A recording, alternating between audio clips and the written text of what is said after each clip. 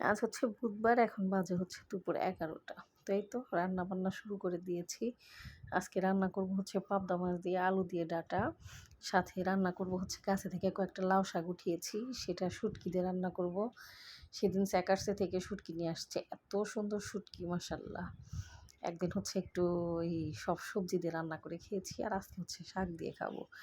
আর সেদিন শ্রীমুদ্রা থেকে একটু লাউ নিয়ে আসছিল একটা, ওইটার অর্ধেকটা রান্না করেছিলাম আর অর্ধেকটা আজকে ভাজি করব। তো এই হচ্ছে আজকে আমার রান্না বান্না।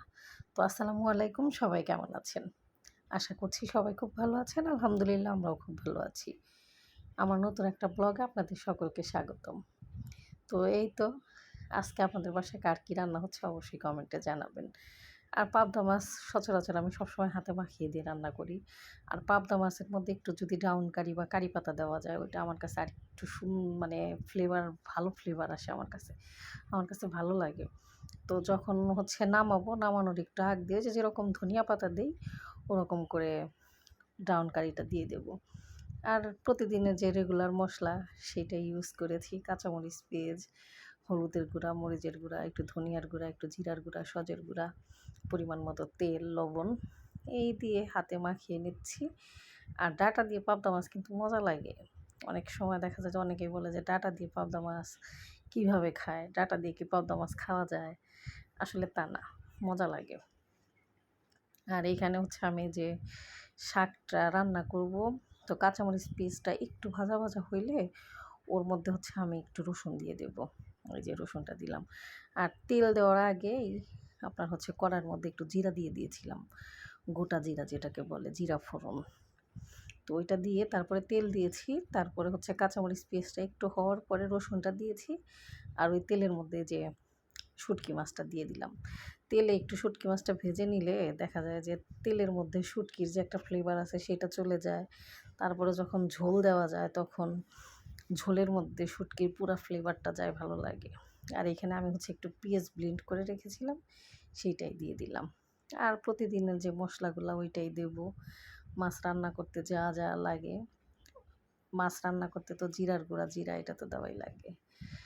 আর শুটকি মাছে একটু রসুন না হলে দেখা যায় যে শুটকি মাছটা একটু অন্যরকম। আর শাকে তো মূলত রসুন আমরা খাই, যে কোনো শাকেই রসুন না হলে কি আর শাক খাওয়া যায়?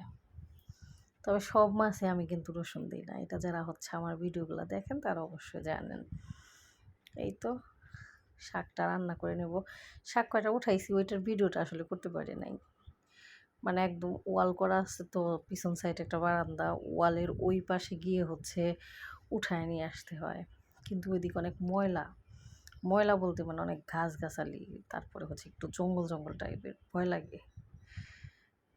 আর এইখানে তো সাপ দিয়ে অনেক বোঝাই, মানে অনেক সাপ, একটু জঙ্গল টঙ্গল হইলে এই জঙ্গলের মধ্যে সাপ থাকে, তো এর জন্য দেখা যায় যে একটু রিক্সি মনে হয়। ওই দেখা যায় যে আমার দেবর, আমার হাজব্যান্ড, ওরা দুইজন যখন থাকে তখন সে ওইখানে গিয়ে একটা শাক মানে কয়েকটা শাক পেড়ে নিয়ে আসে, বা একটা চাল কুমড়া যদি গাছে থাকে সেটা পেড়ে নিয়ে আসে। তো এই তো। আর এখানে ওই যে লাউটা ভাজি করব, দিলাম হচ্ছে কাঁচামরিচ, পেঁয়াজ, গোটা জিরা আর একটা তেজপাতা ছিঁড়ে দিয়েছি। লাউ ভাজিটাতে আবার একটু তেজপাতা দিলে ভালো লাগে।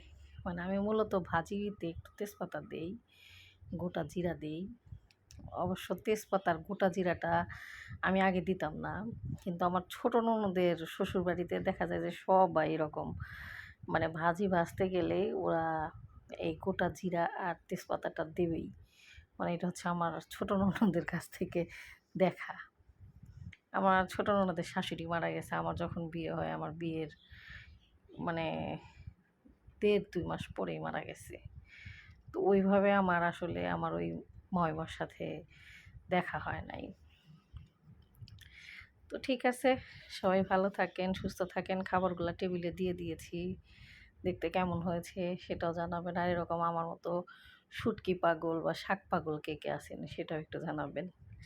তো ঠিক আছে, সবাই ভালো থাকেন, সুস্থ থাকেন। দেখা হচ্ছে আগামী একটা ভিডিওতে। আজকে এই পর্যন্তই। আর আমার ভিডিওগুলো যদি ভালো লাগে অবশ্যই একটা লাইক, কমেন্ট, শেয়ার করে দেবেন। আমার একটা পেজ আছে, অবশ্যই একটু ফলো দিয়ে রাখবেন। তো ঠিক আছে, সবাই সুস্থ থাকেন, নিজের খেয়াল রাখেন, নিজের পরিবারের খেয়াল রাখেন। আল্লাহ হাফেজ, আসসালামু আলাইকুম।